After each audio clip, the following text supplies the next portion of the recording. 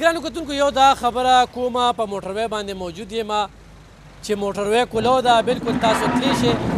او بغیر ټیکټه تلی شئ. خو دې وخت کې چې تاسو وینئ چې دا خاورې دي نو دا خاورې پرون باندې په دوی باندې خالي شوي وي او دا ځای پرې بند کړی و. نن دوی په خپله راغلي دي دغه ریګاډ هم راوستی دی ورسره ټکټر هم راوستی دی او دا صفاکۍ یم راشه مشه دې خوا ته 400 ورکوو په دې کې څنګه مزدوري وه 800 نن په 4000 دې دغه ورکوو په اکټ له دا مروسته دي نو موږ سره دا دغه دی. ګرانو کتونکو زه چې تاسو ته وایم چې دا به زموږ د څرمنې نه وباسي حکومت ته دره بانه چې کوم دی نو نقصان نشته. دا ده په دې ګاډي کې 800 روپۍ مزدوري وه پرون یې په دې ځای کې دا ګاډی خالي که دا روډ یې پرې بند که نن یې ولې دا روډر دا کرین راوسته کومه کرین چې زما نښه ده په دې کرین کې به زه دا خځلي وي چې ته هم دا یاد ساتې ښه دغه کرین دی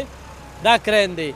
په دې کرین به زه الیکشن هم کومه بیا به ورسره حساب کتاب کومه نو ده پکې 800 نښه وه نوم دې څه دی کفایت الله او د کوم ځای نیستې د نیستې ښه ته دا پیره چېرته وړله دا نیستې ته نیستې ته تا ته یې وي چې دا دلته وغورځوه دا دلته وغورځوه روډ پې بندوو روډ پې بندوو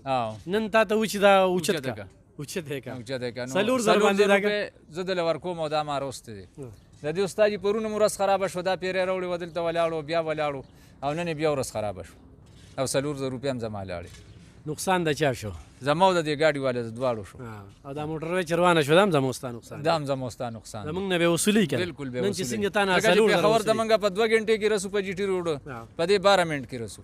نو دا د چا سهولیت دی زمونږ. نه زه یو خبره کوم که نه چې دا به هم زموږ د څرمنې نه وباسي نن وګوره 400 روپۍ ستا څرمنې نه وباسي که زما دغه کې دا نه وي دا نه وي او دا به زما کړه خیو که به دې له بیا ورکړو ته خو د سره لږ ګزاره کوه که نه ما سره چې ډېره ګزاره کوو خو بس ډیزل لا د ګران دی هر شی ګران دی نو څه وکړو زموږ هم مجبوري ده پردي ګاډي را سره ایمان تپوس کوي مالکان هم که نه خو دا نه مني که نه خو دا شی نه مني چې یو سړي ته خیراتي راکړه صحیح ده نو بس موږ ورسره خپل وس مطابق ګزاره کوو. خو ته به څه ګزاره وکړې دغه ډیزل ګران دي دا ده ته موږ هسې شفارس کوو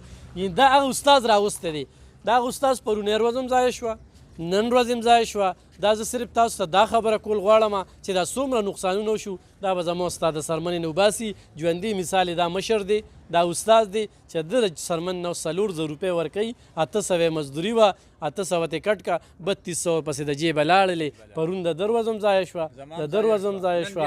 ګاډی هم ولاړ دی دا به مزید چې کوم دی دا نقصانات دا موږ زغمو دا کم نقصانات چې وشو د حکمرانان به راتلته په چړۍ ناستي او دوی بلته خبرې کوي او مو تا به شرمیږو زنده‌باد مرده‌باد هم موږ وایو سوځول هم مو تا کوو بل څوک یې نه کوي. نن ورشه کم مشر په نظر راځي یو مشر هم په نظر نه راځي چا چې مزې کړي څوک چې سملو ته رسېدلی دي